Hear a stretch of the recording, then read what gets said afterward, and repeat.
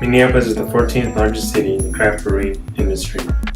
As craft brewing is a $1 million industry, it also has created 667 jobs and 24,000 jobs related to craft beer. On May 13, 2011, Mark Dayton passed a Surly bill that let brewers sell their own pints of beer in their establishment. Since 2011, when the Surly bill was passed, there has been 120 breweries opened in Minnesota. Over 30 of them are in the Twin Cities area. Kevin Walsh, brewmaster and owner, with his wife of Boom Island. Boom Island makes Belgian beers. It's located on Washington Avenue in Minneapolis, and it's a family-friendly environment. Last weekend, Kevin had the Minnesota Home Brewing Association come to his brewery. They talked about ideas on how to make good home craft beer.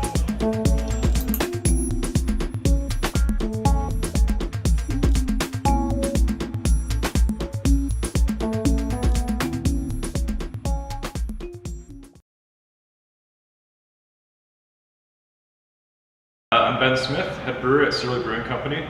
We're at our Brooklyn Center facility today. We're testing out some beers. We've got a few new things coming out. We've got Frisone, which is a champagne-inspired lager. We've had it on at the beer hall for quite some time. We first made it for New Year's Eve a couple of years ago due to the fact that we can't serve anything other than our own beer at the beer hall. So now we're putting this out in market as part of our Surly BC Small Batch series. So it's all beers that are brewed here at the original brewery at Brooklyn Center. It's a really nice beer, a little elevated ABV, drinks very dry, much like a sparkling wine. So big fan of that. It's perfect for August, for end of summer. You should see it in stores now. Then we've got a couple of exciting beers coming out as part of our hop pack, our next variety pack that's hitting stores in a couple of weeks. And it's going to feature two exclusive beers. The first is Kitsch, which is a hoppy lager. Features Centennial hops as well as Citra Amarillo. So it's kind of just a classic American hop profile, but on top of a nice crisp lager, so a little bit different than your traditional lager beer. Then we also have a beer that called Sleek, which is an oat IPA. It features 3 different types of oats, and it's finished with Simcoe hops. It's awesome. I kind of think it tastes like hop candy. It's just got a nice sweetness from the oats and a lot of that nice, clean citrus Simcoe flavor. So I'm a big fan of this. I hope this comes back in its own format. And then other 2 beers in that are Furious, our flagship hoppy red ale, and Extra Citra, nice low ABV Citra focused session ale. So that's exciting. We're also focusing on tours here at Brooklyn Center. We're featuring tours on the last Friday of every month. This month it's the 24th. You can sign up. It's free with a food shelf donation. You get to see where all the action started 12 years ago. Omar himself is here when he's able to, leading tours. I believe he'll be here on the 24th. So it's a great chance to try some of these small batch beers. We usually pour some other specialty beers that you can only get on that tour. And it's a lot of fun. If you've been on a tour at our MSP location, it's great to see that, but I think it's really exciting to see where everything started. There's a great energy in this location. The staff's awesome.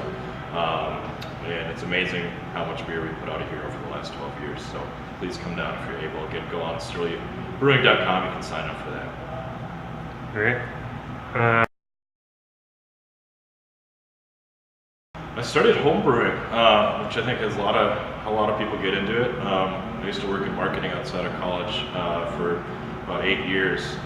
Got really into home brewing and decided to go see if I could make money doing that. And it took a long time. I ended up working in Montana for a few years, and I went through UC Davis Master Brewers program, and then came back to Surly.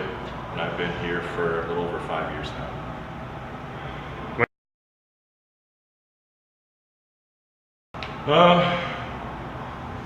I like hoppy beers, what I typically drink, but in terms of fun stuff to brew, I'd have to say it's Surly probably Darkness, just because it's such a crazy beer to make and it's a lot of fun. It's the first solo brew I ever did here too, which so I'm very partial to it. And that's not a typical process. We actually do 3 separate mashes to get the sugar water for darkness itself, so it takes longer. There's a lot more kind of skill and technique involved in making that beer. So I'd probably say that's the most fun, probably the most challenging as well, but I usually have fun when I'm challenged, so I like that.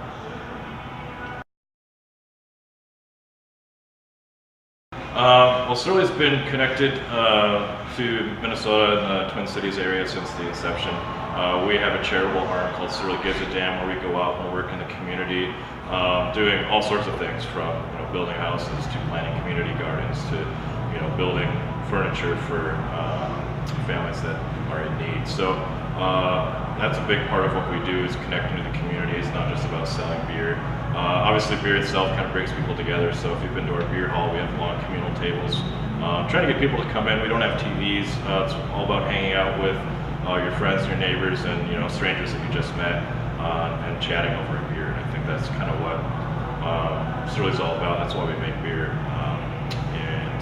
And we try to do that as we go into new markets as well. So Surly Gives a Damn isn't just a Twin Cities thing. It's in Iowa. It's in Nebraska. So we try to do that as much as possible.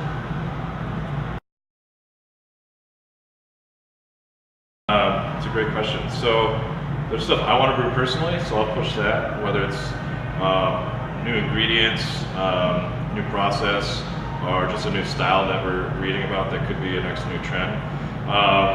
Then on the flip side, we have a director of brand development, Bill Manley, so I work very closely with him to look at what makes sense in the market, what makes sense in packages, how do we do something that could maybe be in the hot pack. We're lucky to have the Brooklyn Center Brewery, because we can do smaller kind of R&D batches in addition to our large core stuff that we're pushing out of our larger brewery at MSP.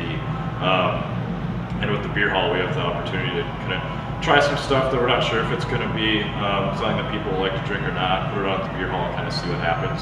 Kind of gives us a little small arena to try stuff without a lot of risk. And then kind of move it up from there. So if it does well in the beer hall, we may try it out in draft and market and send it out to local bars. Maybe we'll put it in a can in a variety pack, or maybe we'll do a small batch series like for Sown.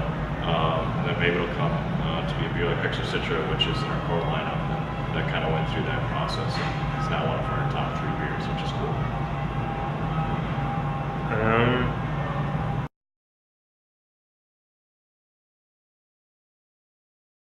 Also a great question. That's something that we struggle with all the time, because the craft beer market is relatively saturated right now. We have hundreds of breweries in Minnesota and thousands throughout the country. So we try to appease the craft beer drinker, our loyal Surly fans. We're also trying to reach out and find new beer drinkers, whether they're craft beer drinkers or not. I think beers like Sown, beers like Rosé, which is the last small batch series we did, are beers that hopefully appeal to everyone. Folks that maybe are more wine-centered when they go out, or like cocktails, maybe try that and find a way to enter and maybe drink some of the other beers like Furious or Extra Citra. So we're always trying to think of unique but drinkable beers that appeal to not only our craft beer fans and hardcore craft beer guys, but also people that come to the beer hall that may be there with family and friends but not familiar with Surly or craft beer in general.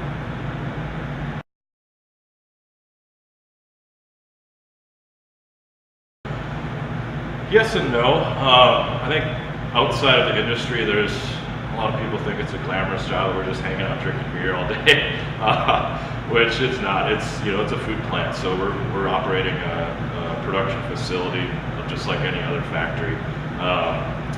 So there's a lot that goes in that, making sure it's safe, making sure that we're doing things, that's safe in a food plant too. So downstream to consumers, getting the product we want. For my job specifically, I spend a lot of time just on planning, so it's a lot of number crunching. I think that's a little surprising how much time you just spend in spreadsheets and planning and a lot of meetings. But overall, it's a great industry. Whether you work at a small craft brewery or a large brewery, I think there's a lot of interesting things going on. Every day is a little bit different. I mean, some days in the brewing industry you're a plumber, some days you're an electrician, some days you're a statistician. There's always different things going on to do. So that's one reason I love it, because there's so much